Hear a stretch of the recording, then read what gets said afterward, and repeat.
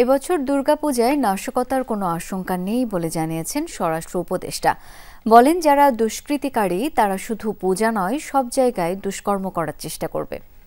তাদের কোনো দল মত নেই। উপদেষ্টা জাহাঙ্গীর আলম চৌধুরী জানান, পূজা মণ্ডপ ঘিরে মেলায় মদ গাঁজার আড্ডা বসতে দেওয়া হবে না। মণ্ডপে 24 ঘণ্টা কমিটি ও আনসারের সদস্যদের সমন্বয়ে নিরাপত্তা দেওয়া হবে।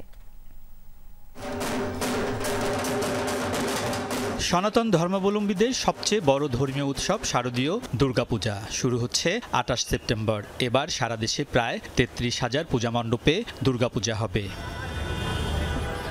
পূজার সার্বিক নিরাপত্তায় আইনশৃঙ্খলা বাহিনীর শীর্ষ কর্মকর্তা ও পূজা উদযাপন কমিটির নেতাদের নিয়ে সচিবালয়ে বৈঠক করেছেন স্বরাষ্ট্র উপদেষ্টা। জানান, এবার সারা দেশে মণ্ডপের নিরাপত্তায় শুধু আনসার সদস্যই থাকবেন 3 লাখ। দায়িত্ব পালন করবে পুলিশ সহ অন্যান্য আইনশৃঙ্খলা রক্ষাকারী বাহিনীর সদস্যরাও। এছাড়া দুর্গাপূজা উপলক্ষে একটি অ্যাপস তৈরি করা হয়েছে। এর মাধ্যমে যে কোনো অপ্রীতিকর ঘটনার সাথে সাথে জানানোর সুযোগ থাকবে। দিনে 3 জন করে মনে হয়, আর রাত্রে 4 জন করে লোক। 24 ঘন্টা যেন এই মণ্ডপটা একটা অবজারভেশনে থাকে, এই ব্যবস্থা থাকবে। আর আমাদের থেকে আনসারের আমার সদস্যরাও থাকবে এবং তারাও এই 24 ঘন্টা ওটা অবজার্ভ করবে, যেন কোনো রকমের সমস্যা না হয়।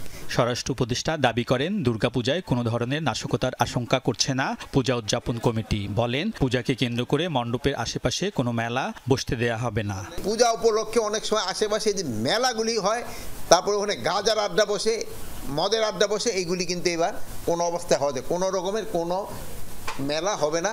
বাট ওই ছোটোখাটো 2-1টা দোকান থাকতে পারে। যারা দুষ্কৃতিকারী সারা সব জায়গায় দুষ্কর্ম করার চেষ্টা করে, এটা শুধু পূজা না, সব জায়গায় করার চেষ্টা করবে। দুর্গাপূজায় সন্ধ্যা 7টার আগেই প্রতিমা বিসর্জন করতে হবে বলে জানিয়েছেন স্বরাষ্ট্র উপদেষ্টা।